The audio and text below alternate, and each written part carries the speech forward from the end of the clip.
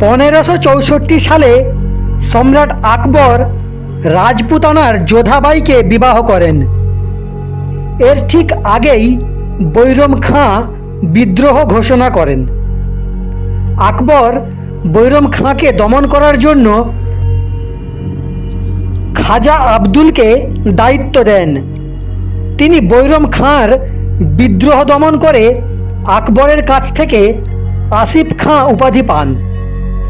সেই বছরই সেই আসিফ খাঁকে সম্রাট আকবর কলিঞ্জর রাজ্য দখল করতে পাঠান। শুরু হয়ে যায় যুদ্ধ। রানী দুর্গাবতী বোরাগড়ের খাজাঞ্চিখানা রক্ষার জন্য তার 19 বছরের ছেলে বীর নারায়ণকে সেনাসহ পাঠিয়ে দেন। সেখানে মোগল সেনাদের সঙ্গে প্রবল যুদ্ধে বীরনারায়ণ নিহত হয়। এদিকে মূল যুদ্ধ শুরু হয় রানী দুর্গাবতীর সঙ্গে আকবরের সৈন্যদলের। প্রবল পরাক্রমশালী মোগল সেনার চাপে রানী দুর্গাবতীর সেনা পিছু হটতে থাকে। যুদ্ধক্ষেত্রেই দুটো তীর এসে লাগে দুর্গাবতীর শরীরে। একটি তীর তার বাঁ চোখে ঢুকে যায়, অন্য তীরটা গলার পাশে। বিচক্ষণ রানীর বুঝতে দেরি হয়নি যে এই যুদ্ধে জয়লাভ অসম্ভব। কিন্তু মোগল সেনার হাতে আত্মসমর্পণ করার চেয়ে মৃত্যুকেই তিনি শ্রেয় বলে মনে করেন। নিজের তরোয়াল তিনি নিজের বুকেই ঢুকিয়ে দেন। এর পরের কথা সংক্ষেপে এই রকম।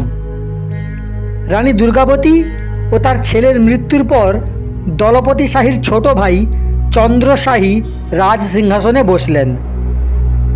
মোগলরাই তাকে রাজাসনে বসায়। শর্ত এই ছিল যে ওই রাজ্যে নিযুক্ত আকবরের সেনাদলের যাবতীয় রেশন তাকে দিতে হবে, তার সঙ্গে মোটা কর। কয়েক বছরের মধ্যেই করভারে জর্জরিত হয়ে যান চন্দ্র শাহী। এই সময় থেকেই পুত্র মধুকর শাহীর ভাগ্য বিড়ম্বনা শুরু হয়। তার বুদ্ধি লোপ পায়। 1576 সালে সুপরিকল্পিতভাবে সে তার পিতাকে হত্যা করে সিংহাসন দখল করে। মোগলরা মধুকর শাহীকে হাতের পুতুল বানাবার জন্য তার পুত্র প্রেমনারায়ণ শাহী আর নাতি হিরদে শাহীকে বন্ধক রাখে। ভ্রষ্ট আর দুর্বিষহ হয়ে উঠেছিল মধুকর শাহীর জীবন। দিশেহারা হয়ে পড়ল সে। শেষ বয়সে একটা ফোঁপড়া গাছের মধ্যে ঢুকে সে তার উৎকণ্ঠা আর আত্মগ্লানির অবসান ঘটাতে নিজের গায়ে নিজেই আগুন জ্বালিয়ে আত্মহত্যা করে। বুদ্ধিনাশ আর বিনাশ দুটোই তার হয়েছিল। তার এই দুর্বিষহ জীবনের জন্য পরোক্ষভাবে নিজেকেও আমি আংশিক দায়ী বলে মনে করতাম।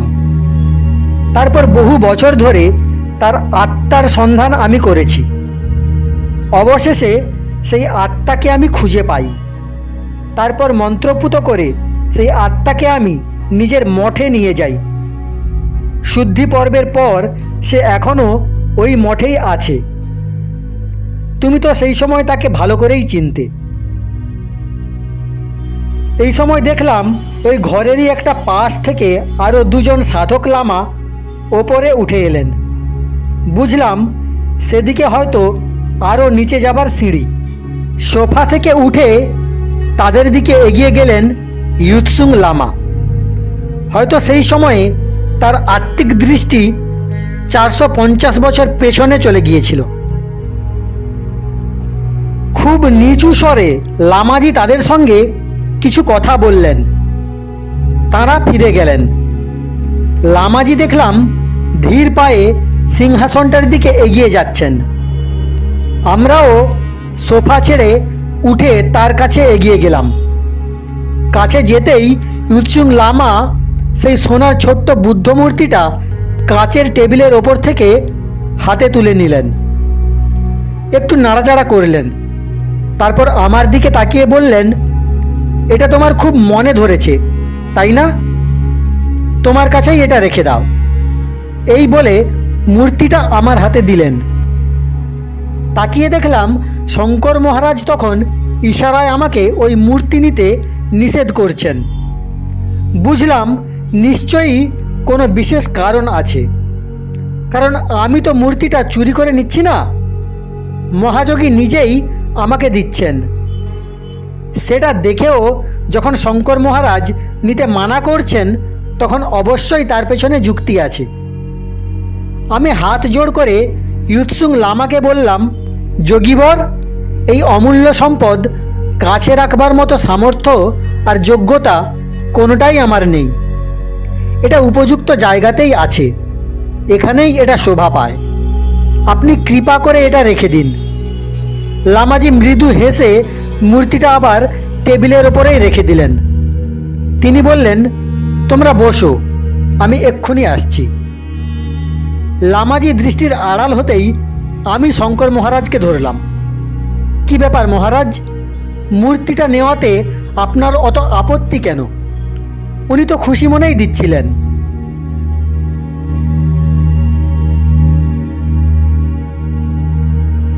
কোটি কোটি প্রণাম জানাই সমস্ত মানব আত্মাকে।